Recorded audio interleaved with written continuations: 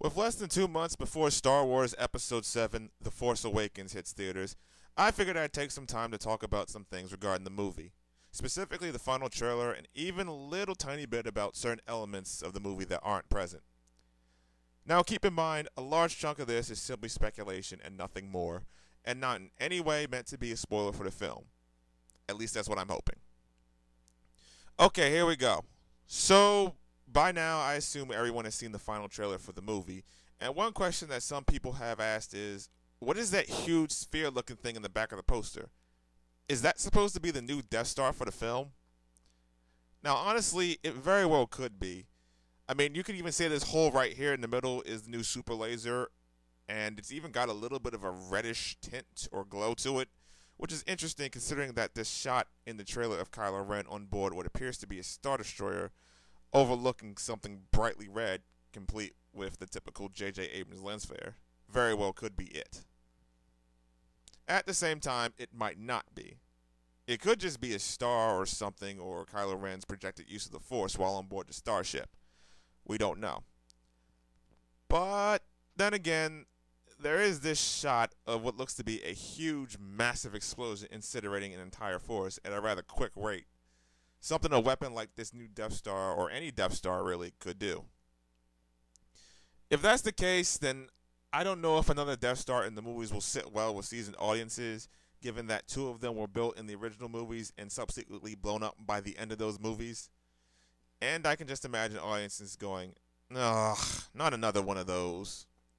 I mean, seriously, how much longer can they do the Death Star gimmick before it starts to get stale? Even during Return of the Jedi, it was a bit stale, and that movie was actually a pretty good one. And since I mentioned Kylo Ren earlier, who was played by Adam Driver, by the way, let me bring up another interesting thing that has gotten all fans talking everywhere. Is this character Luke Skywalker? No doubt everyone is wondering why pretty much all of the major characters in the movie are on the main poster, except for Luke, the main character in the original trilogy in the first place, which is leading some to suggest that Kylo Ren is actually Luke hiding under that mask. Now, honestly, I actually might have started to believe that, except for the fact that there are pictures from the movie that show Kylo Ren with his helmet off, and as you can clearly see that this is not Luke at all. I repeat, this is not Luke, but rather just a picture of Adam Driver, long black hair and all. Also, another thing to keep in mind is that during the trailer, he says, "I will finish what you started," as the camera pans down to Darth Vader's ruined helmet. First of all, there's no reason to suggest that Luke would take up a new identity and finish what Vader started, which, if you recall, was to help destroy the Jedi Order, establish the Rule of Two with the new Sith Lords, and help create the Empire, which actually falls more on the Emperor than anything, but still. Now sure, it's been 30 years since Return of the Jedi and the deaths of Vader and the Emperor, but I honestly just can't believe that this would be Luke.